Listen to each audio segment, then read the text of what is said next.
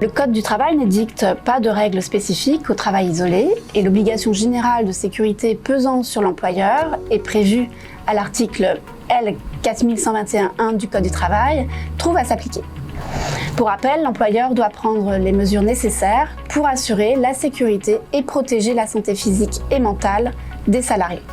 Et ces mesures comprennent des actions de prévention des risques professionnels et de la pénibilité, des actions d'information et de formation et la mise en place d'une organisation et de moyens adaptés.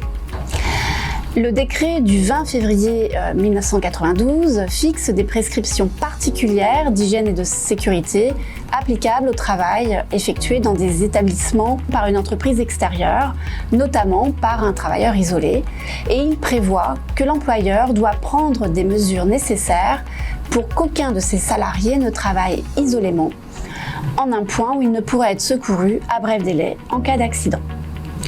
Je reviens également sur l'article R 4224-16 du Code du travail qui prévoit que l'employeur doit assurer les premiers secours en cas d'accident et de blessure sur ses salariés.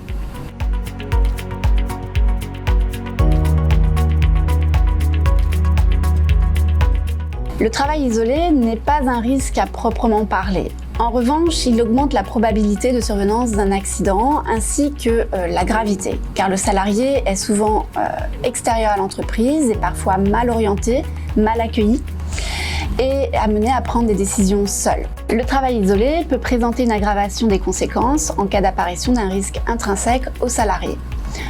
Un salarié épileptique, cardiaque, diabétique peut, en cas d'accident, présenter des conséquences nettement plus graves du fait de son isolement et d'une absence d'intervention rapide de l'employeur. Les caractéristiques mentales jouent aussi un rôle important face à une situation d'isolement.